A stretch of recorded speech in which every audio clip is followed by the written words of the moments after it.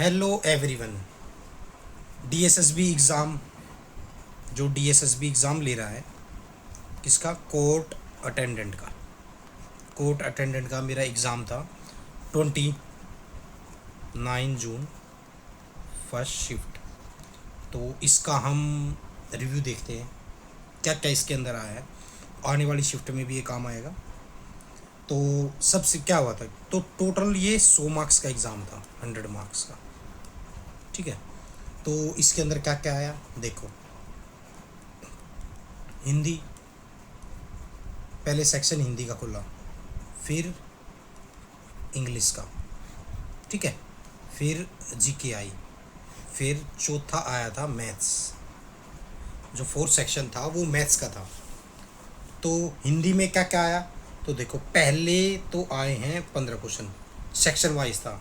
और आप कोई भी सेक्शन को अटैम्प्ट कर रहे हो तो नेक्स्ट सेक्शन में जाने के लिए पहले वाले को आपको सबमिट करना पड़ेगा, तभी आप आगे चल जा पाओगे। तो जो पहला सेक्शन आया था वो कितने था, 15 मार्क्स का। और जो दूसरा सेक्शन आया वो था 10 मार्क्स का। ऐसे इंग्लिश में पहला सेक्शन था 15 मार्क्स का, दूसरा था 10 मार्क्स का। ऐसी जीके में 15 मार्क्स की जीके थी, 10 मार्क्स का नेक्स्ट सेक्शन था। तो ऐसे ही मैथ का जो फर्स्ट सेक्शन था वो था 15 मार्क्स का, फिर नेक्स्ट था 10 मार्क्स का। अब एक एक करके देखें क्या क्या चीज़ें आई है उसके अंदर और क्या क्या है। तो हिंदी में एक तो जैसे हम इंग्लिश में करते हैं, हिंदी में रिक्त स्थान भरिए, मतलब फिल इन द ब्लैंक्स करके।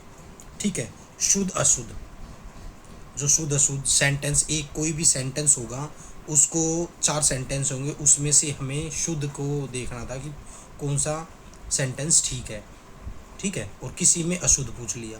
फिर क्या कहते हैं, एक पैराग्राफ आया था। ठीक है, नॉर्मल था, पैराग्राफ हो गया, 4 क्वेश्चन आए थे।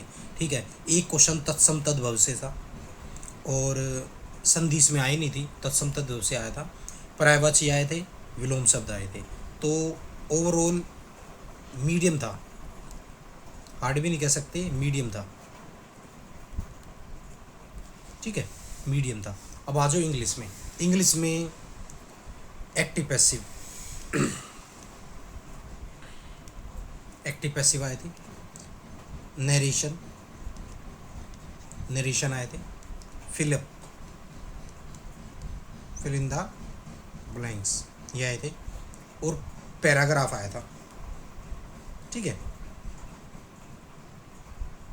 पैराग्राफ आया था, इजी था। मेरे वाटर पोल्यूशन पे था मेरा तो पैराग्राफ। और उसमें नॉर्मल जो क्वेश्चन पूछे हुए थे इंग्लिश में, उसमें क्या क्या पूछा हुआ था, एक की टोन पूछी हुई थी। फिर नेक्स्ट क्वेश्चन था कि इसकी थीम क्या है। फिर उससे नेक्स्ट क्वेश्चन था कि ऐसा ऐसा मतलब इस पैराग्राफ को कौन मतलब कि अच्छे से डिस्क्राइब कर रहा है, टोन, थीम। और एक उसमें हमें एंटीनम सिनम्स का क्वेश्चन दे दिया था। ठीक है, और क्या कहते हैं, सिनम, एक क्वेश्चन सिनम्स का आया था, एक क्वेश्चन एंटीनम्स का आया था। तो ये भी ओवरऑल मीडियम साइड ही था। अब आ जाओ जीके, जीके में।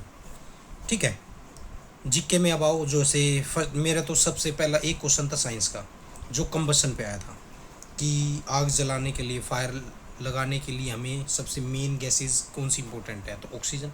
विदाउट ऑक्सीजन तुम गैस नहीं जला सकते। ठीक है, आर्टिकल से आए थे, आर्टिकल से क्वेश्चन थे।